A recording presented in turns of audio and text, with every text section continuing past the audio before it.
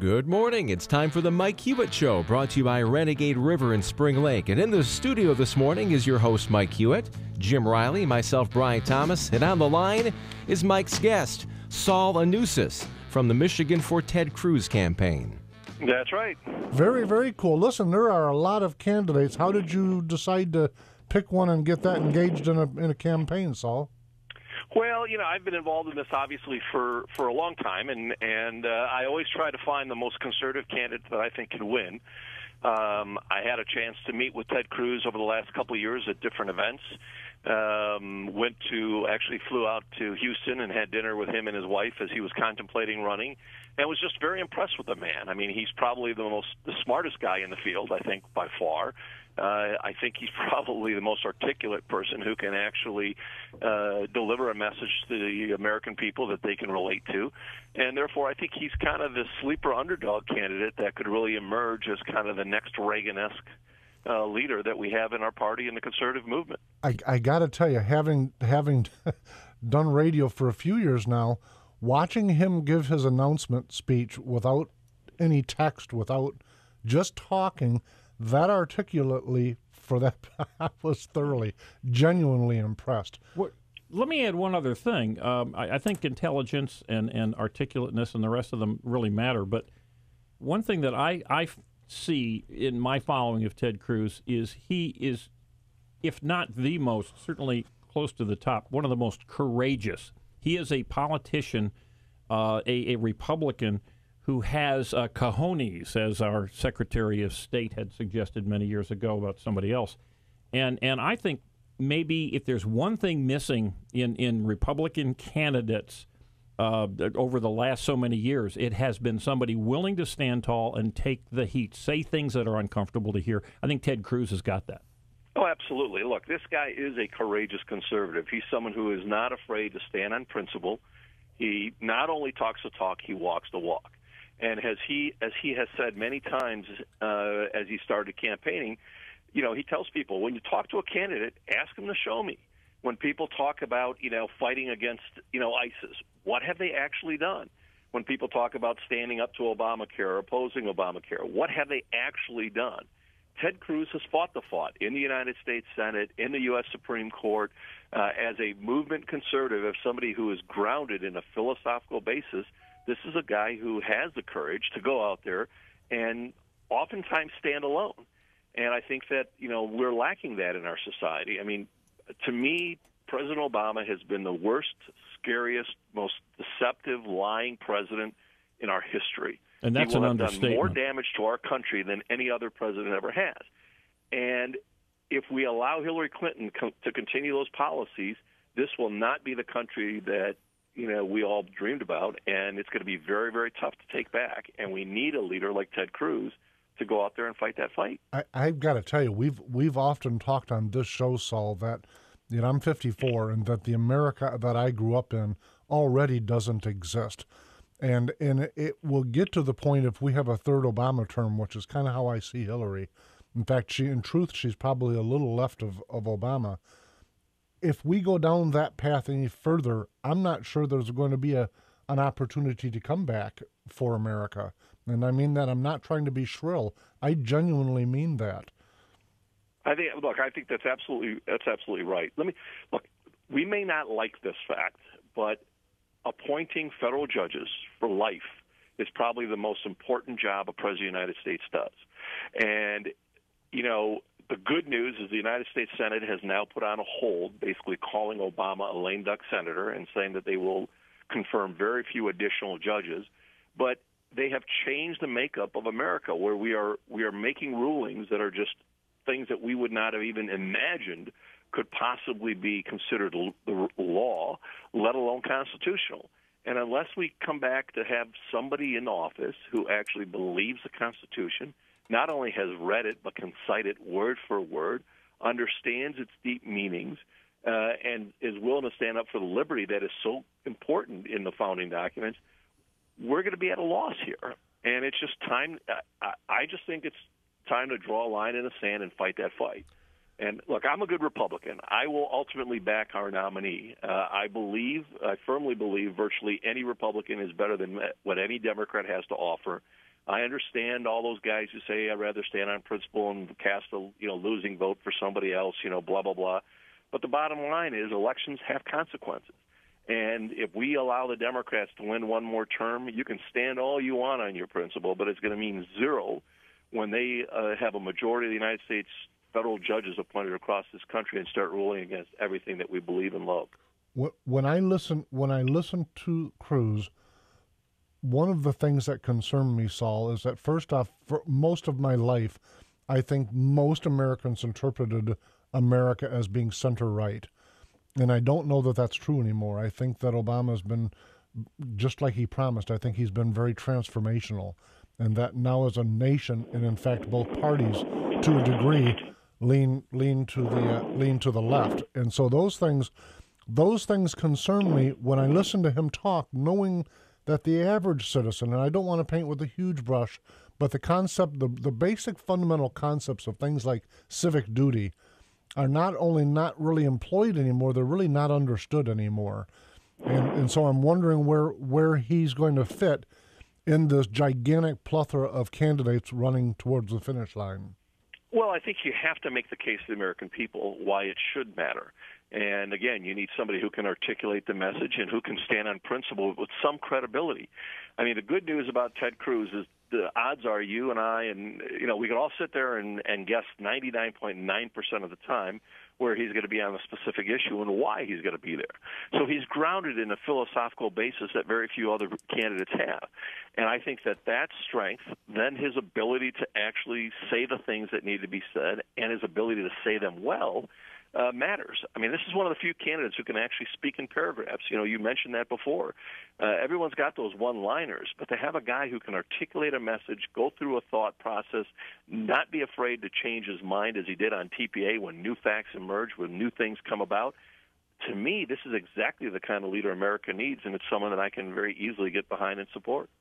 I don't, I agree with you 100% on that. That when you, for me, and I'm not going to be endorsing anybody because, as you're aware, I chair the 2nd District, and part of that commitment is to not endorse, but I'm certainly going to give candidates an opportunity to get their message out, as I am with this today. But having said all of that, I think that if we walk away from principle and try to make trades, we're just going to get further down the slippery slope. So I thoroughly agree with you on that. Let me ask you a question, though. One of the problems for those in our country who do view themselves as good Americans and want to make wise choices is trying to figure out the differences. Unless you're a junkie with all of these candidates and all the various issues that are important to us, do you have a quick soundbite? I know I hate to go back to soundbites, but why would a conservative Republican vote for Ted Cruz over all of the other ones? Because there are other articulate ones, there are other intelligent ones, there are other brave candidates running for this nomination. Why Ted Cruz as opposed to any of the others? Well, look, I mean, as you mentioned, philosophically, there are several candidates that are similar, right? So, arguably, the most liberty-minded candidate is Rand Paul, although Ted Cruz is very closely behind him. One of the more traditional conservative candidates is Marco Rubio, but I think that it would be easy to say that Ted Cruz stands with him or better on many of these issues. And so I think that it's a question of style. It's a question of ability to actually win an election. Ted Cruz won over 40% of the Latino vote when he ran in Texas. If we're going to win nationally, we have to reach out to the Latino Hispanic community. Ted Cruz's family immigrated from Cuba. He has the ability, I think, to reach out to a community that traditionally has not voted Republican, but is traditionally conservative. Then you have to take a look at the willingness to fight the fight and have to articulate the message that is going to be necessary in the fall. I mean, the last time we nominated a quote-unquote extreme candidate, his name was Ronald Reagan. And people said that if somebody talks like that, they'll never get elected. Well, the bottom line is you need somebody who's willing to talk like that, someone who's willing to deliver the message like that. So I'm not sure the other candidates are willing to do so. You can take a look at virtually any of the other candidates and find areas where they start slipping into the theory of I've got to start moving towards the middle. I got to start moderating my views. I got to start appealing to a general, broader public. I think that's why Ted Cruz is doing as well as he is around the country right now, because a lot of conservatives, even if they don't agree with him 100%, whether you're a libertarian, a social conservative, an economic conservative, you know that he is basing his positions on principle, and he will state them over and over again. Well, one thing that unique position to be in. One thing that we all saw was with the first couple of debates with Mitt Romney and Barack Obama, certainly after the collapse of the Obama's first 4 years, it really should have been a relatively easy win. But Mitt Romney started off in the debate, just absolutely came out looking like a superstar, and then somehow, for some reason, wimped out and lost all the momentum and obviously lost the election. One of the issues that's been brought up is that Hillary Clinton is the smartest woman in the world, is fabulous at deflecting, fawning reporters, but there will News be Talk face 1090. Whoop, are we still on? Okay, we're good. Okay. Anyway, my question is have we seen Ted Cruz go after effectively women? Because we know the media is going to be out there saying, "Oh my golly, how could you say a nasty thing to a woman?" Has he been articulate in going after Hillary Clinton to this point? Well, I think he has attacked her policies, and he has clearly stood up for the things that he believes in. I agree with you. I think this is going to be a problem, and that's why it's very important to have somebody who can do that in a factual, polite, and yet direct way. Look, this guy was, rated one of the best debate guys in the country. I mean, his debate team at Harvard was #1 in the country. He understands what it means to go up and have a debate, regardless of the person's sex, race, or creed. So, you brought up a good point. I didn't realize this. I knew he was a debater, but he was on the Harvard debate team that was #1 in the American colleges. Right. One thing. Wow. One thing I want to point out, gentlemen, is that I don't know that I want to separate a difference. I think women are just as interested in men in seeking a candidate that offers Ronald Reagan's bold colors instead of pale pastels. I agree. I think leadership resonates regardless of age and regardless of gender. I just do. But there has been hesitancy, and we've seen this before. I think the media tells us there's hesitancy. Well, but it has resulted in Republican candidates backing off. And I don't mean to, we all agree that it's not right. Right. But we are going to have a situation. We had a black president. It was very tough in some cases to challenge the black president without the media accusing you of being racist. We know what the media is going to do here with any kind of attacks on Hillary Clinton. No question. Listen, and we need a strong person to push it back. Yeah, Saul. There's going to, with all of the candidates. And I'm assuming with the way Ted Cruz is polling, that he'll be one of the candidates up there in the debate. Speaking of debating. Within the Republican primary debates coming up. Is that right? I would think so. I mean, he is many people's second choice across the country. If you take a look at the polls in the swing states, he's doing extremely well. The other ironic thing is he's not very well known yet. I mean, there's still a lot of people who don't know much about him. And so he still has kind of a higher negative than most, and that's because of the mainstream media out in Washington. Ted Cruz is a guy they love to hate. Right. At some stage, I think that becomes a badge of honor versus a problem. Absolutely. And, today he's going to be giving a speech at the Heritage Foundation, and he's talking about what happened on the trade pact and the deals that were cut and the things that were done to manipulate this process. And I think, he's talking about naming names, and that's not done in Washington. I see he's being bashed a little bit for switching his or changing his position on that issue. Yeah, well, he's changing his position because the facts and the circumstances change. Look, I don't want a president who's blinded and stupid. Right. I want somebody who's intelligent enough to pay attention to what's going on, understand the process, and when the circumstances and the facts and the situation has changed, you adapt to it. This isn't something you ought to be criticizing him for. This is something you ought to be, applauding him for. Absolutely. Listen, Saul, we're running out of time, so do me a favor. Tell folks how they can find what's going on in Michigan for Ted Cruz. Well, we've got a Facebook page with the Michigan for Cruz. Obviously, if you go to tedcruz.org nationally and sign up, we're sending out emails regularly to anybody from Michigan who signs up on the Michigan things and nationally as well. So just go to tedcruz.org. Very, very good. Listen, Saul Anusis, I appreciate you coming back on, and we're gonna follow you through this campaign as we go forward. No, great to be with you guys. Thank you. Thank you, folks. We're going to have Mary Fanning, who is the co-founder and of the production group that created the Betrayal Papers, the movie of who is Barack Hussein Obama. I don't. That's an answer that very few of us really have. It's a fascinating. But she's going to be on with us after this commercial break, folks. We'll be right back. Renegade River in Spring Lake wants to buy your used handguns and hunting guns. Renegade River, your hunting, camping, and survival store. Stop in and check out their new and used firearms, sporting goods, Army and Navy supplies, and survival gear. Downtown Spring Lake, next to the police station. Welcome back to the Mike Hewitt Show with Jim Riley and I. We're still waiting on Mary to join us, so listen, what we may just do a little flip-flop on our segment lineup here. What I'd like to do, if we can, Jim, if you don't mind, I think you saw the note, 5 things that make you go,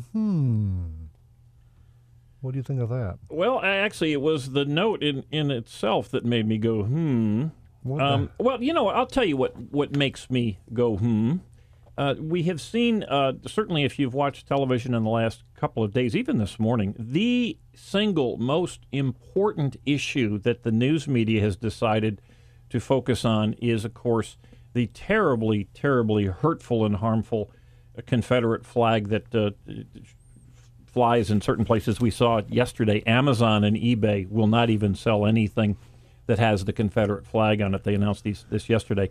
And what makes me go, is why is this outrage, and certainly among the leaders, the self-proclaimed leaders of the black community and the liberals and the Democrats and all the people running around really, really making hay out of this, why is this even remotely as important as the horrible, horrible state of education to young black children within black communities, black-controlled communities, Democrat-controlled communities? We have it right here, of course, in Muskegon Heights. We have Detroit. We have many, many other school systems that are absolutely, totally controlled by Democrats. In many cases, they are black Democrats because they're in that community. There seems to be no outrage, no demand for marches, no media interest. But yes, yet a flag is really garnering all sorts of protests. So I say, Here's where I took it from. I looked at that from an entirely different angle. Well, there's a shocker. Yeah. Well, to me, the flag is a 150-year-old flag that represented a couple states and not the Confederacy. I cannot put myself in the mindset of a black American seeing the flag and understanding what it means to them. So listen, I don't try. But what I did find fascinating about it was Hillary Clinton. And let me tell you why I say that.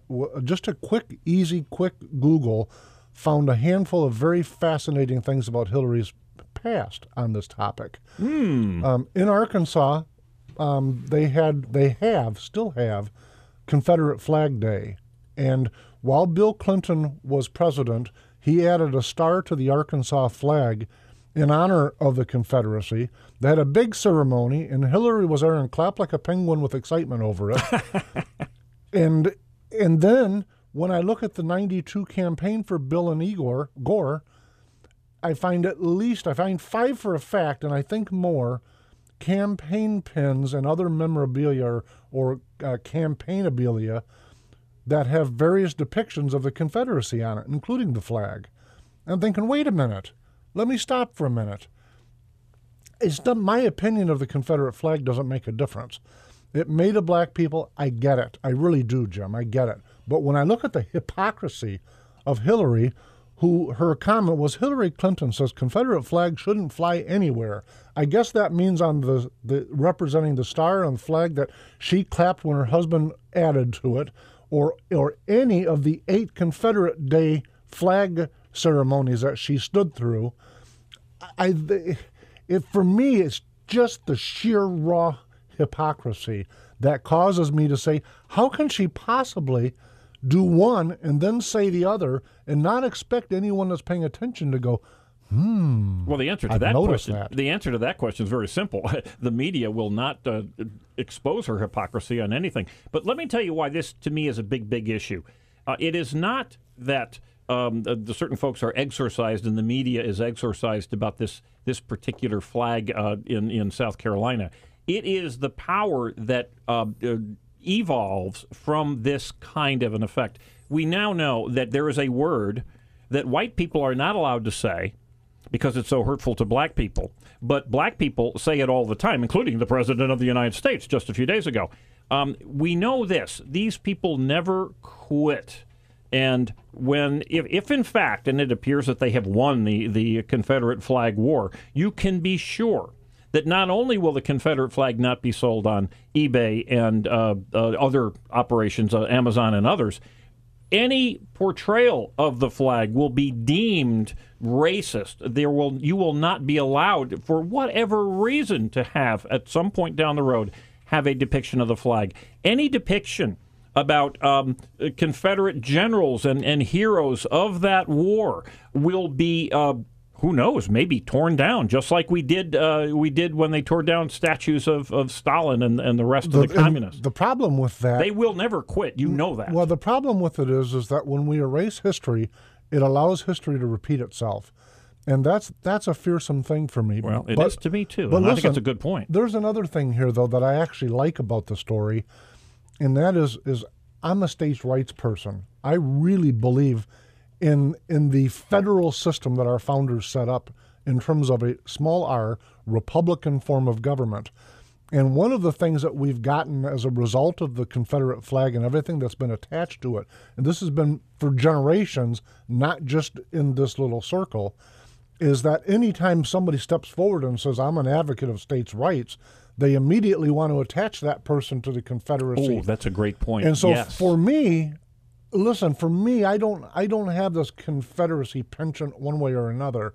If we set that thing aside so we can have an honest conversation about what small r, what Republican form of government actually means, not the party, folks, the actual definition, you can Google it, Republican form of government, that's what our founders set up. And it was a limited constitutional government where each sovereign state had certain powers that the Constitution granted it, if you will, and people had inalienable rights to quote the great letter. I say that because let's get back to the real topic of it. And as long as we're stuck in this side rut, let's set it aside and move forward with some honest conversation. But that will not happen. We're not going to set it aside.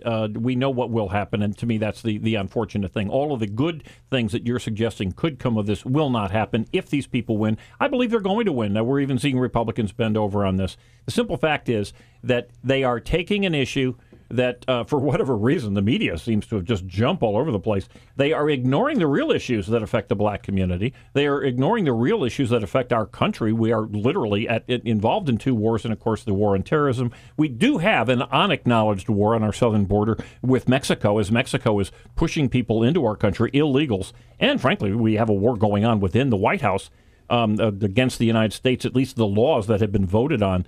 But what are we talking about? We're talking about the Confederate flag. You know, the funny thing is, too, I would just add, if in fact the flag that flew over the country, or at least the portions of the country that were involved in slavery, if that flag is offensive, why do we not take down Old Glory? The flag of the United States of America flew over a country that was engaged in legal slavery for far, far, far longer than the Confederate flag. No question about it. So why should we not? Why does not Old Glory, the American flag as it now stands, why is that not even more offensive? Because it flew over a country that approved of, an entire country that approved of slavery. It flew over a country that had engaged in slavery for decades, not just a few years like the Confederacy, which only lasted, 4 years? So will they stop at the Confederate flag? I do not think that they will. And as you said, they really want to change history. This is for political gain. This will not benefit a single one person in this country. It is a sham. Let me shift gears a little bit. You're familiar with a company called Uber? I am very familiar with it. Did you watch the shooting story that took place within the Uber Yes, family? I did. I even posted it on my blog, Listen, folks, this is on my list of, What happens is that they had a driver, an Uber, what do they call Uber? What's the name of the company in total? Uber. And tell me about the company. How does it function? Uber is sort of a cab company, and to the extent that individuals, Uber contracts with people just like you and me, and say, look, if you would like to get involved in Uber, you sign up, and you can provide the car. So somebody will get online, and they will say, I want to drive from Muskegon to White Lake, to Whitehall, and an Uber person will come up and you will pick the Uber driver that you want. Interestingly, every every Uber driver and every Uber customer at the end of their little Uber experience rates the other, so that you can you want to pick a 4-star driver, that kind of thing. And so what's happened is the cab companies who have a monopoly and are heavily, and I would say very, very corrupted relationships with city government, they have a monopoly here. They don't like the fact that individuals can choose their own, individual people like us could choose their own mode of transportation, and they really hate the fact that it's someone from another, basically a little contractor providing that service. So in April, there's an Uber driver. Now that you folks have a little background on what Uber is, there's an Uber driver who is a concealed carry license holder, has a firearm. So he has a pistol. He's got a pistol. Legally. He does. He's legal. He's got a handgun. They're in the state of Illinois, just outside Chicagoland, and he literally stops a mass shooting. I don't know why it didn't. It should have been all over the news, but I found the article on Washington Examiner, Washington Post. It really should have been. I found it in the Chicago Times, the Chicago Herald. It was all over everywhere, but I didn't see it on CNN. I didn't see it on Fox. I didn't see it in the major news cycles. In fact, I had to go I had to do a hunt for it to find the story.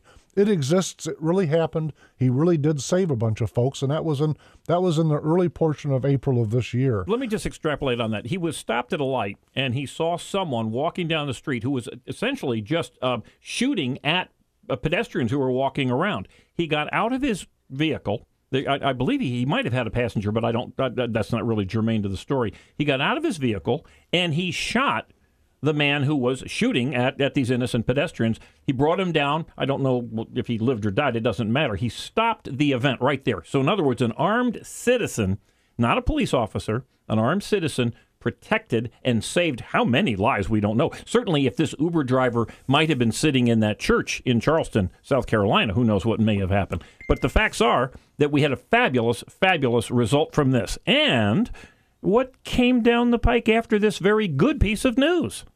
Here's what the Uber company does in reply. Now, it took them some time.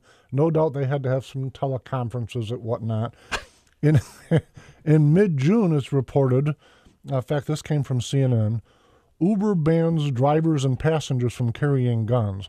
So listen, what I'm telling you, this is one. And Lyft, by the way, Lyft, L-Y-F-T, is a similar company to Uber. They had already banned their drivers and passengers from possessing legal guns within their vehicles, too.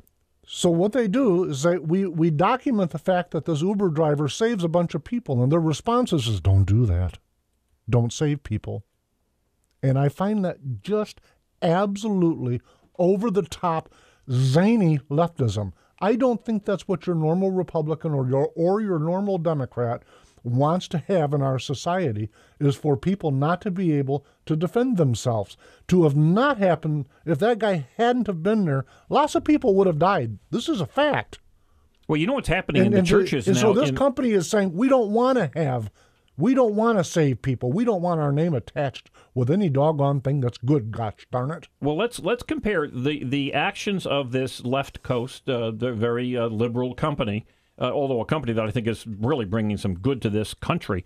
But let's compare their actions with the actions of the people in charge of the church in South Carolina and other black churches who are arming their parishioners. They are arming the folks that either protect the church coming in or arming themselves. Again, because this is not a knock at police. Police cannot be everywhere. The biggest job that police do is tag the body in a shooting or track down the bad guys after the fact. But you cannot protect yourself.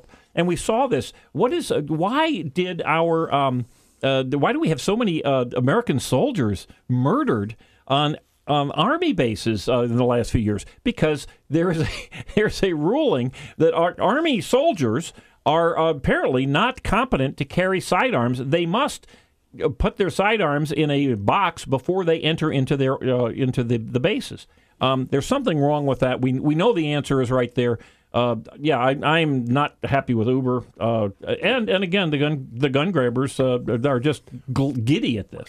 But that just invites people with guns to know that they could ride with an Uber driver and carjack because they figure the Uber driver is not going to. How can they enforce that, though? I mean, really, how do you enforce what somebody carries in their vehicle? Well, that's a very good question. I think they've added it to their contract they're using. Well, it's the contract. These guys are get fired. Yeah, these guys are contract employees, and they're just adding it to it. I got to tell you, though, my dad worked for Consumers Power back when it was Consumers Power. And during that 30-some-year experience, he was armed robbed. And it was the policy of Consumers to not allow a carry gun. And he started, after being armed robbed, carried anyways, with a rationale that said, okay, if this happens and I'm still alive, then I'll take my employee consequences. Getting fired is far better than getting dead. That's how I saw it. That would be something I would just ignore if I had a Yeah, but a lot permit. of people will not. I would just say forget it. Think about this, though, and I agree with you. Is this more of a just a flourish, make some noise and news over something? But the reality is that some dumb people, and the chief of police in the city of Detroit has recently come out and said that he recommends people do carry legal firearms. He's flat out said that the police cannot protect you. And one of the terrible, terrible crimes that has just exploded in the city of Detroit has been carjackings. Now, if you are a carjacker and you're interested in carjacking a vehicle, would it not be, assuming you could determine what was an Uber vehicle and what was not, wouldn't you go after the Uber vehicle as opposed to someone else's car? Because at the very least, the Uber vehicle is less likely to have a gun on either the passenger or the driver than certainly other cars in Detroit probably do have guns. Listen, I got to tell you, history bears out your hypothesis that you just laid out, because the vast bulk, the overwhelming majority of the shootings, especially the mass shootings that our news is focused on, has been on school grounds and places where firearms are not allowed. Gun-free zones. Yeah, Constitution-free zones is what I refer to them as. Well, that's true too. I just, when it says shall not be infringed, I honestly don't know how they can make that add up in their mind. Listen, folks, we're gonna go to a break. When we come back, we're gonna talk about one last and maybe by then we'll be able to get Mary on the phone. So, folks, we'll be right back. Be a survivor, not a statistic. Renegade River in Spring Lake has new and used handguns, hunting guns, sporting goods, and survival gear. Protect your rights and your freedom. Ask about their CPL classes. Renegade River, next to the police station in downtown Spring Lake. Welcome back to the Mike Hewitt Show. In with me is Jim Riley, and on the line with us is Mary Fanning, who is a co-founder of the production group that created The Betrayal Papers, Part 5, Who is Barack Hussein Obama? Mary, welcome to the Mike Hewitt Show. Good morning. Thank you for having me, Mike. Mary, I had to practice that sentence. That's a mouthful to say. It is indeed. Oh, yeah. Tell me, what is that, and how'd you get involved in it, and what are you doing? We're the Coalition of Concerned Citizens. We're a group of retired military, such as General Vallely and Navy SEALs, journalists, analysts, researchers, and the American people are not getting the information of who is running our country because the mainstream media is not carrying it. So we put together a series called The Betrayal Papers, 1 through 6. And recently we decided to start with Paper 5, Who is Barack Hussein Obama, and make it into a movie because it's a reading by Andrea Shea King. She's one of the coalition members, a journalist and also a radio host. And we decided that it's so much information that if we made a movie and we had images while she was reading the papers, that would impart the information much better to people. Tell me a little bit, Mary. Break it down just so I can get my head around it.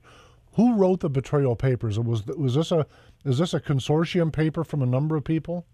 It is. It's from the entire coalition that do the research, and a lot of people are retired from government. Okay. And listen, some of the folks that I communicate with, and I've been in grassroots politics. I joke long enough to get fat and bald. I've been and along the path, I've come in contact with a lot of different political minds and a fair number of military minds. And most of them tell me that it doesn't really matter who sits in that chair, that we're in trouble, because that's not where decisions are manifesting themselves. And I got to tell you, I tend to reject that out of hand, because when I look at people like Barack Obama, he has been exactly what he said he would be. He has been transformational. I know that probably 25% of the American public love the transformation. Another chunk maybe don't understand it or don't see it. And then the balance of us are not impressed whatsoever. But who is it that you folks are saying he really is? Well, the problem with Barack Hussein Obama is all of his files from Occidental, Columbia. In fact, where Wayne Allen Root is the president of his class, who also had the same major, said that no one ever saw him, no one ever met him, including the professors could not attest to him being there. Now, there's pictures of him smoking marijuana, and there's pictures of him I've seen out in the courtyard or front portico of some school building somewhere. So I absolutely recognize the fact that everyone gets to make fun of George Bush because he got a C. Nobody has a clue what this guy got, if he got any kind of grades. To that point, I thoroughly agree with you. All the records are sealed. The only record that we know about is this one record when he is a student in Jakarta, Indonesia, and he goes by a different name. That's where is this the part where he gets the foreign student aid? Well, we don't know, because that as well is sealed. What we do know is that everyone that we've heard about that he met at Occidental, all of his friends were foreign students. We've never heard of any students who were not foreign students that were his friends. I have to tell you, one of the pushbacks I have against the theory is that I'm not opposed to conspiracy theories, but I don't know that I could buy into the idea that so many different people within the academia would expose themselves to being a member or a part of that conspiracy. There'd have to be a lot of people to keep their mouth shut. Well, certainly the entire American media has joined in a conspiracy to make sure that they don't even bother to ask the questions. That part's very, very true. Mary, do you think the American media actually is aware of whatever it is that he really is? I think so. I mean, experts have looked at his birth certificate that he showed and say that that's a fraud. His Social Security number is out of Connecticut. He was never in Connecticut. So the documents that we do have are fraudulent. They do a very nice job on a national level to identify anybody they use the term birther. We all know that. Anyone that questions his legitimacy is immediately painted into the extreme right crazy corner. They've done a very good job. As soon as you say birth certificate, I know there's people driving down the road right now listening that roll their eyes. And that's why what we discussed was, the old adage, tell me who your friends are and I'll tell you who you are. Right. So we define Barack Obama, by his friends and who they are and who his associations are. Interestingly enough, if you saw the Front of Drudge report today, Judicial Watch has released the FOIA requests on Valerie Jarrett and her file and her family's file. And it is laden with virulent communists who were declared enemies of the state. Her father was in touch with Alfred Stern, who was being indicted when he fled the country to Prague. Her father was part of a communist organization. Her father-in-law was a Soviet agent and a propagandist, Vernon Jarrett. So most people don't have that in their background. They're not surrounded by, Soviet enemies of the state. One of the things I always think about when I try to figure out where he came from is that he was just a newly elected U.S. senator, and he was the speaker. You'll probably remember this. He was one of the speakers at the Democratic National Convention. And listen, he gave a very, very eloquent, powerful speech. And I don't agree, obviously, with his ideology. That aside, it was truly a good speech. And thereafter, he was interviewed, and I think it was NBC. Please don't quote me, but I'm pretty sure it was NBC. They had him on in a typical interview setting, and asked him if he would ever consider running on a national ticket, and he scoffed. He said, "Absolutely not," because I'm not quoting him. I'm very, very close to paraphrase, but not a quote. He said, "I think that you have to be qualified for a job before you apply for it." And then he quipped. He laughed. He said, "I would have to start that kind of campaign right now, and I've just become a senator."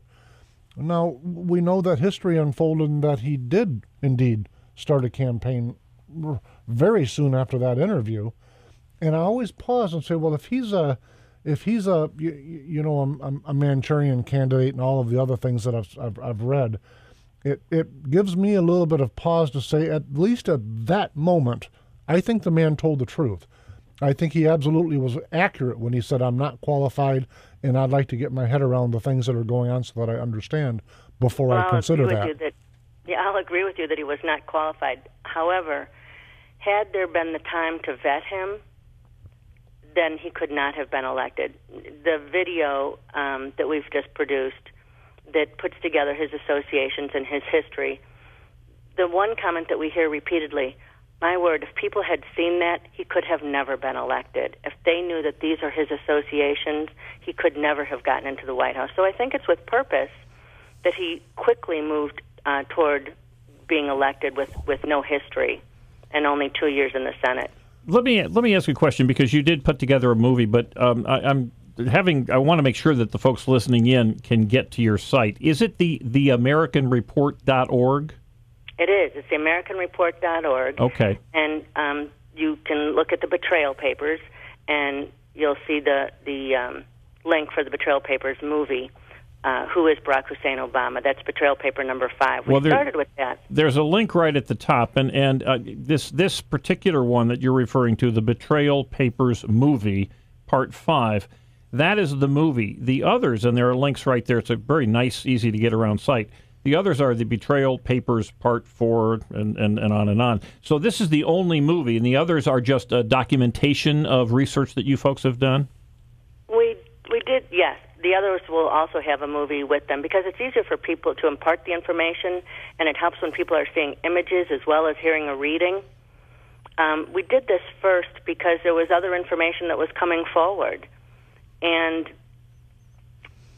as we saw that when we looked into Loretta Fuddy dying and we saw who took over her position as the director of Subud USA, and it came back to Chicago, the new director, and not only to Chicago, but also to the University of Illinois Chicago, to the bastion of Bill Ayers. And so Sylvia Shoshana Margolin is the new director of Subud USA, and that's informative. It is informative. Of course, Bill Ayers is just a nice guy who's a professor and didn't mean no harm. He's an anarchist and a terrorist. Well, and certainly involved in the murder of American citizens. You know, not to segue too far away, because I'm really enjoying what we're talking about. Relatively speaking, I use the word enjoy. But what amazes me about Bill Ayers is not Bill Ayers. But if one of my daughters were attending that school, they would absolutely not be going through his class on my dime. And the idea that parents are okay with that scares the bejeebers out of me. It should. I don't think that people understand, that he's a virulent communist, that he was an anarchist, a terrorist, that he was, we just watched someone slaughter 9 people in South Carolina. There's nothing different about Bill Ayers. He did exactly the same thing. That's exactly the truth. But folks can't make it that visual, and frankly, I don't think that the media entirely agrees. They may not like his motive or his method. That's debatable, but I think they agree with his ideology. Let me ask you one question here. We are at the end of the Obama days, one would hope. We've got a little more than a year before the almost 2 years coming up. Why is this important now? Because it's very possible that Obama will just fade away into history. Why should we go and educate ourselves now when it's clearly too late to stop lots of things? Well, for starters, he's into every agency, every part of our government is a Muslim Brotherhood incursion, and you connect him with the Muslim Brotherhood, Obama with the Muslim Brotherhood? Absolutely. Absolutely. And you have and you take the steps to show proof so that someone would be convinced? We show proof of that. But as well, Valerie Jarrett, you'll see the documents that just came out on her being part of the communists and her family being anarchist. But you'll also see that her cousin, Ann Cook, her husband, Rufus Cook, is the attorney for the Nation of Islam. And the Red-Green Alliance took place, they're 30 years ahead of us. Do you think, Mary, that once he is out of office, and by the way, that we have heard there are some people that think he won't go quietly into the history books, but do you think once he's out of office that the general public will be made aware of a lot of who he is and what he's actually done? Well, I hope so, but the things that he's in the midst of doing right now are disturbing, very disturbing. So right now we're watching refugee resettlement, with the UN telling us how many immigrants to take into our country. There was a phone call with 16 different agencies from the White House that someone accidentally was put on the call, and they talked about receiving communities, seedlings, building a country within our country, and pushing the American citizen into the shadows. Right now there's 95 million people that are unemployed.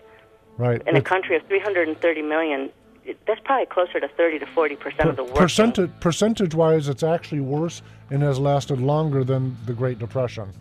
So absolutely. That's how I see it. Listen, we're down to about 40 seconds. Tell us again how people can find this information from your organization, Mary.